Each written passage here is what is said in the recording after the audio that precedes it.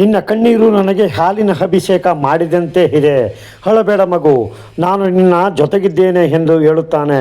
ಬಸವರಾಜನ ಕಣ್ಣಲ್ಲಿ ಆನಂದ ಬಾಷ್ಪ ಬಂದಿತು. ಆಗ ಅವನು ಕೇಳುತ್ತಾನೆ, ಗಣೇಶ, ಹಾಗಾದರೆ ನನ್ನ ಜೀವನ ಏಕೆ ಇಷ್ಟು ಕಠಿಣವಾಗಿದೆ? ದರಿದ್ರವೇಕೆ ತೊಲಗುತ್ತಿಲ್ಲ? ನಿನ್ನ ಭಕ್ತನಾದ ನನಗೆ ಕಷ್ಟಗಳೇಕೆ? ನಾನು ಯಾರಿಗೂ ಕೆಟ್ಟದ್ದು ಮಾಡಿಲ್ಲವಲ್ಲ ಎಂದು ಕೇಳುತ್ತಾನೆ. ಆಗ ಗಣೇಶನು ಶಾಂತವಾಗಿ ಪ್ರೀತಿಯಿಂದ ಹೇಳುತ್ತಾನೆ, ಬಸವರಾಜ, ಸಂಕಷ್ಟ ಎಂದರೆ ಸಂಕಟ ದೂರ ಮಾಡುವ ದಿನ. ಆದರೆ ಸಂಕಟವು ದೂರವಾಗುವುದು ಮನಸ್ಸು ಮುಕ್ತವಾದಾಗ ಮಾತ್ರ. ನೀನು ಒಳಗಿನಿಂದ ನಿರಾಶನಾಗಿದ್ದೀಯ. ಅದಕ್ಕಾಗಿಯೇ ನಿನ್ನ ಜೀವನದಲ್ಲಿ ಕಷ್ಟಗಳು ಎದುರಾಗಿವೆ. ಚಿನ್ನವನ್ನು ಬೆಂಕಿಯಲ್ಲಿ ಸುಟ್ಟಾಗ ಮಾತ್ರ ಅದರ ಅಸಲಿ ಬೆಲೆ ತಿಳಿಯುತ್ತದೆ. ಹಾಗೆಯೇ ಭಕ್ತನಿಗೆ ಕಷ್ಟ ಬಂದಾಗ ಅವನ ಭಕ್ತಿಯ ಶಕ್ತಿ ಏನೆಂಬುದು ಜಗತ್ತಿಗೆ ಗೊತ್ತಾಗುತ್ತದೆ. ಇಂದು ನೀನು 3 ಕಠಿಣ ಪರೀಕ್ಷೆಗಳನ್ನು ಗೆದ್ದರೆ ನಿನ್ನ ಬಡತನವನ್ನು ನಾನೇ ದೂರ ಮಾಡುತ್ತೇನೆ. ಮೊದಲನೆಯದು ಪ್ರಾಮಾಣಿಕ ಉಪವಾಸ. ಇಡೀ ದಿನ ಹಸಿವನ್ನು ಸಹಿಸಿಕೊಂಡು ನನ್ನ ಧ್ಯಾನ ಮಾಡು. ನಿನ್ನ ಹಸಿವೆ ನಿನ್ನ ತಪಸ್ಸಾಗಲಿ. ಹಸಿವಿನ ನಡುವೆಯೂ ಯಾರು ದೇವರನ್ನು ನೆನೆಯುತ್ತಾರೋ ಅವರಿಗೆ ಮುಕ್ತಿ ಖಚಿತ. ಎರಡನೆಯದು ಪರೋಪಕಾರ. ನಿನ್ನಿಂದ ಯಾರಿಗೂ ನೋವಾಗದಂತೆ ನೋಡಿಕೋ. ನಿನಗೆ ಎಷ್ಟೇ ಕಷ್ಟವಿದ್ದರೂ ಇತರರ ಸಂಕಷ್ಟಕ್ಕೆ ನೆರವಾಗು. ನಿನ್ನ ಹಸುವಿಗಿಂತಲೂ ಬೇರೆಯವರ ಹಸುವಿಗೆ ಬೆಲೆ ಕೊಡು. ಸ್ವಾರ್ಥವನ್ನು ಬಿಟ್ಟು ಬಿಡು, ಏಕೆಂದರೆ ತ್ಯಾಗವೇ ಜೀವನದ ನಿಜವಾದ ಸಂಪತ್ತು. ಮೂರನೆಯದು ತೃಪ್ತಿ ಮತ್ತು ಧೈರ್ಯ. ಇರುವುದರಲ್ಲಿ ತೃಪ್ತಿ ಪಟ್ಟಿಕೊಂಡು ಆಸೆ ಪಡದೆ ಮುಂದೆ ನಡೆಯುವ ಧೈರ್ಯ ತೋರಿಸು. ಮಾಯೆಗೆ ಸಿಲುಕಬೇಡ. ಈ ಎಲ್ಲವನ್ನು ನೀನು ಪೂರೈಸಿದರೆ ನಿನ್ನ ಜೀವನದ ಬಡತನವನ್ನು ನಾನೇ ಹೋಗಲಾಡಿಸುತ್ತೇನೆ ಎಂದು ಹೇಳುತ್ತಾನೆ. ಆಗ ಬಸವರಾಜನು ಹೀಗೆ ಹೇಳುತ್ತಾನೆ, ಆಗಲಿ ಗಣೇಶ, ನಿನ್ನ ಪಾದವೇ ನನಗೆ ಗತಿ ಎಂದು ಕೈ ಮುಗಿದನು. ಅವನು ದಿನವಿಡೀ ಹಸಿವನ್ನು ಸಹಿಸಿಕೊಂಡು ಹೊಟ್ಟೆಗೆ ಒದ್ದೆ ಬಟ್ಟೆ ಕಟ್ಟಿಕೊಂಡು ಬಾಯಾರಿಕೆ ಆದರೂ ನೀರು ಕುಡಿಯದೆ ಕಣ್ಣು ಮುಚ್ಚಿ ಗಣಪತಿಯನ್ನು ನೆನೆಯುತ್ತಾ ಅಲ್ಲಿಯೇ ಕುಳಿತನು. ಸೂರ್ಯ ನೆತ್ತೆ ಮೇಲೆ ಬಂದಾಗ ಬಿಸಿಲು ಬೆಂಕಿಯಂತೆ ಸುಡುತ್ತಿತ್ತು. ಅವನ ಗಂಟಲು ಒಣಗಿ ಮುಳ್ಳಿನಂತಾಗಿತ್ತು. ಆದರೂ ಅವನು ಎದ್ದಿರಲಿಲ್ಲ. ದೇಹ ಸುಸ್ತಾಗುತ್ತಿದ್ದರೂ ಅವನ ಮನಸ್ಸು ಗಟ್ಟಿಯಾಗುತ್ತಿತ್ತು. ಬಿಸಿಲು ಅವನನ್ನು ಸುಡುತ್ತಿದ್ದರೂ ಭಕ್ತಿ ಅವನನ್ನು ತಂಪು ಮಾಡುತ್ತಿತ್ತು. ಸಮಯ ಕಳೆದಂತೆ ಹಸಿವು ಹೆಚ್ಚಾದರೂ ಅವನ ಛಲ ಮಾತ್ರ ಕಡಿಮೆಯಾಗಲಿಲ್ಲ. ಸಂಜೆ ಆಕಾಶ ಕೆಂಪಾದಾಗ ತಂಪಾದ ಗಾಳಿ ಬೀಸಿತು. ಚಂದ್ರ ಮೂಡುವ ಸಮಯವಾಯಿತು. ಉಪವಾಸ ಮುಗಿಸುವ ಸಮಯ ಬಂದಾಗ ಅವನು ದೇವಸ್ಥಾನದ ಬಳಿ ಹೋದನು. ಅವನಿಗೆ ನಡೆಯಲು ಶಕ್ತಿ ಇರಲಿಲ್ಲ. ಕಣ್ಣು ಮಂಜಾಗುತ್ತಿತ್ತು ಮತ್ತು ಕೈಕಾಲುಗಳು ನಡುಗುತ್ತಿದ್ದವು. ಬಾಯಾರಿಕೆಯಿಂದ ನಾಲಿಗೆ ಒಣಗಿತ್ತು. ಆಗ ಇದ್ದಕ್ಕಿದ್ದಂತೆ ದೇವಸ್ಥಾನದ ಹಿಂದೆ ಯಾರೋ ಅಸಹಾಯಕವಾಗಿ ಅಳುವ ಶಬ್ದ ಕೇಳಿಸಿತು. ಅಯ್ಯೋ, ಯಾರಾದರೂ ಇದ್ದೀರಾ, ಕಾಪಾಡಿ ಎಂಬ ಸಣ್ಣ ಧ್ವನಿ ಅವನಿಗೆ ಕೇಳಿಸಿತು. ಬಸವರಾಜ ಕಷ್ಟಪಟ್ಟು ಎದ್ದು ಮರಗಿಡಗಳನ್ನು ದಾಟಿ ಶಬ್ದ ಬಂದ ಕಡೆಗೆ ಹೋಗುತ್ತಾನೆ. ಅಲ್ಲಿ ನೋಡಿದ ದೃಶ್ಯ ಅವನ ಮನಸ್ಸನ್ನು ಕರಗಿಸಿತು. ಅಲ್ಲಿ ಒಬ್ಬ ವಯಸ್ಸಾದ ಮಹಿಳೆ ಅಸಹಾಯಕಳಾಗಿ ಬಿದ್ದಿದ್ದಳು. ಆಕೆಯ ಬಟ್ಟೆ ಹರಿದು ಹೋಗಿತ್ತು. ಮುಖವೆಲ್ಲ ಸುಕ್ಕು ಕಟ್ಟಿತ್ತು ಮತ್ತು ಮೈ ಮೇಲೆ ಗಾಯಗಳಿದ್ದವು. ಎದ್ದು ಕೂರಲು ಶಕ್ತಿ ಇಲ್ಲದೆ ಆಕೆಯ ಕಣ್ಣುಗಳು ಹಸಿವಿನಿಂದ ಕುಸಿದು ಹೋಗಿದ್ದವು. ಆಕೆ ಬಸವರಾಜನನ್ನು ನೋಡಿ ನಡುಗುವ ಧ್ವನಿಯಲ್ಲಿ, ಮಗು, ಹಸಿವಾಗುತ್ತಿದೆ. 2 ದಿನದಿಂದ ಏನೂ ತಿಂದಿಲ್ಲ. ಪ್ರಾಣ ಹೋಗುವಂತಿದೆ. ಏನಾದರೂ ಕೊಡಪ್ಪ, ನಿನಗೆ ಒಳ್ಳೆಯದಾಗುತ್ತದೆ ಎಂದು ಕೈ ಚಾಚಿದಳು.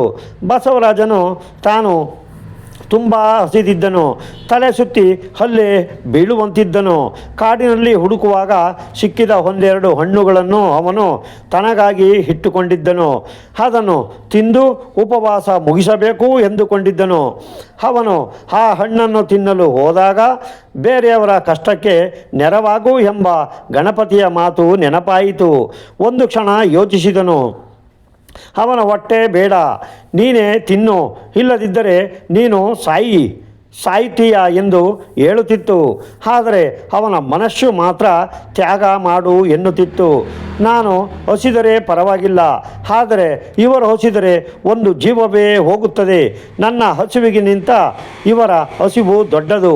ನನ್ನ ಬಳಿ ಇರುವುದನ್ನು ನೀಡುವುದೇ ನಿಜವಾದ ಧರ್ಮ ಎಂದು ನಿರ್ಧರಿಸಿ ತನಗಾಗಿ ಇಟ್ಟುಕೊಂಡಿದ್ದ ಆ ಅಲ್ಪ ಸ್ವಲ್ಪ ಆಹಾರವನ್ನು ತನ್ನ ಕೈಯಾರೆ ಅತ್ಯಂತ ಪ್ರೀತಿಯಿಂದ ಆ ಮಹಿಳೆಯ ಬಾಯಿಗೆ ಇಟ್ಟನು. ಆಕೆ ತಿನ್ನುವುದನ್ನು ನೋಡಿ ಅವನು ನೆಮ್ಮದಿ ಪಟ್ಟನು. ತನ್ನ ಹಸಿವನ್ನೇ ಮರೆತ ಅವನು, ತಾಯಿ, ನಿನ್ನ ಹೊಟ್ಟೆ ತುಂಬಿದೆ, ಇನ್ನು ಸ್ವಲ್ಪ ಬೇಕಾ ಎಂದು ಪ್ರೀತಿಯಿಂದ ಕೇಳಿದನು. ಆಗ ಅಲ್ಲಿ ಒಂದು ಅದ್ಭುತ ನಡೆಯಿತು. ಆ ಆಹಾರವನ್ನು ಸ್ವೀಕರಿಸಿದ ವೃದ್ಧ ಮಹಿಳೆ ಆ ಕ್ಷಣವೇ ಸಾಕ್ಷಾತ್ ಪಾರ್ವತಿ ಮಾತೆಯಾಗಿ ಜಗನ್ಮಾತೆಯ ರೂಪದಲ್ಲಿ ಪ್ರತ್ಯಕ್ಷಳಾದಳು. ಆಕೆಯ ತೇಜಸ್ಸು ಕೋಟಿ ಸೂರ್ಯರಂತಿತ್ತು. ಆಕೆಯ ಮುಖದಲ್ಲಿ ಒಂದು ಕರುಣೆ ಇತ್ತು. ಕೈಯಲ್ಲಿ ಅಭಯ ಹಸ್ತವಿತ್ತು. ಇಡೀ ಕಾಡು ಆಕೆಯ ಬೆಳಕಿನಿಂದ ಬೆಳಗಿತು. ಆಗ ಪಾರ್ವತಿ ಮಾತೆ ನಗುತ್ತಾ ಬಸವರಾಜನಿಗೆ ಹೇಳುತ್ತಾಳೆ, ಬಸವರಾಜ, ನಿನ್ನ ಮನಸ್ಸು ಚಿನ್ನದಂತಿದೆ. ನೀನು ಹಸಿದಿದ್ದರೂ ಮತ್ತೊಬ್ಬರಿಗೆ ಅನ್ನ ನೀಡಿದೆ. ನಿನ್ನ ಪ್ರಾಣಕ್ಕಿಂತ ಪರರ ಪ್ರಾಣಕ್ಕೆ ಬೆಲೆ ಕೊಟ್ಟೆ. ಆದ್ದರಿಂದಲೇ ನಿನ್ನ ಜೀವನ ಈಗ ಬದಲಾಗಿದೆ. ಗಣೇಶ ನಿನ್ನನ್ನು ನೋಡಿದ್ದಾರೆ ಮತ್ತು ನಾವು ನಿನಗೆ ದಾರಿ ತೋರಿಸುತ್ತೇವೆ. ಅಷ್ಟರಲ್ಲಿ ದೇವಸ್ಥಾನದ ಒಳಗಿನಿಂದ ಗಂಭೀರ ಧ್ವನಿ ಕೇಳಿಸಿತು. ಬಸವರಾಜ, ನಿನ್ನ ಸಂಕಟ ಇಂದು ಮುಗಿಯಿತು. ಆಗ ಗಣೇಶನು ಪ್ರತ್ಯಕ್ಷನಾಗಿ ಅವನ ಮುಂದೆ ನಿಲ್ಲುತ್ತಾನೆ. ಆಗ ಗಣೇಶನು ಹೇಳುತ್ತಾನೆ, ಬಸವರಾಜ, ನಿನ್ನ ಹೃದಯದ ನಿರ್ಮಲತೆ ನಮಗೆ ತಲುಪಿದೆ. ಈ ಕಾಡಿನ ಆಚೆಯ ಕಣಿವೆಯಲ್ಲಿ ಒಂದು ಪ್ರಾಚೀನ ಕಲ್ಲು ಇದೆ. ಅದೇ ವಿಘ್ನೇಶ್ವರ ಶಿಲೆ. ದೇವತೆಗಳು ಸಂಕಷ್ಟದಲ್ಲಿರುವ ಮಾನವರಿಗಾಗಿ ಅದನ್ನು ಇರಿಸಿದ್ದಾರೆ. ಯಾರಿಗೆ ಈ ಶಿಲೆ ಸಿಗುತ್ತದೆಯೋ ಅವರ ಜೀವನದ ದೊಡ್ಡ ದೊಡ್ಡ ಅಡೆತಡೆಗಳು ಉದುರಿ ಹೋಗುತ್ತವೆ. ಆದರೆ ಈ ಶಿಲೆಯನ್ನು ತಲುಪಲು ಮನಸ್ಸು ಪವಿತ್ರವಾಗಿರಬೇಕು. ಲೋಭ, ಸಿಟ್ಟು, ಸ್ವಾರ್ಥವನ್ನು ಗೆಲ್ಲಬೇಕು. ಹೋಗು ಬಸವರಾಜ, ನಿನ್ನ ಗುರಿ ಹತ್ತಿರದಲ್ಲಿದೆ ಎಂದು ಹೇಳುತ್ತಾನೆ. ಬಸವರಾಜನು ದೇವರ ಆಶೀರ್ವಾದ ಪಡೆದು ಹೊಸ ಚೈತನ್ಯದೊಂದಿಗೆ ಸಿದ್ಧನಾಗಿ ಮರುದಿನ ಮುಂಜಾನೆ ದೇವಸ್ಥಾನಕ್ಕೆ ಬರುತ್ತಾನೆ. ಗಣೇಶನು ಅವನಿಗೆ ಮೊದಲ ದಾರಿ ತೋರಿಸಿದನು. ಕಾಡಿನ ಮಧ್ಯದಲ್ಲಿ ಒಂದು ಸರೋವರವಿದೆ. ಆ ಸರೋವರದಲ್ಲಿ ಒಂದು ಹಳೆಯ ಕೋಲು ತೇಲುತ್ತಿರುತ್ತದೆ. ಆ ಕೋಲು ಎಲ್ಲಿ ನಿಲ್ಲುತ್ತದೆಯೋ ಅಲ್ಲಿಂದ ನಿನ್ನ ದಾರಿ ಶುರುವಾಗುತ್ತದೆ. ಆದರೆ ಅಲ್ಲಿ ಮಾಯೆ ಮತ್ತು ಭ್ರಮೆಯ ಶಕ್ತಿಯೂ ಇದೆ.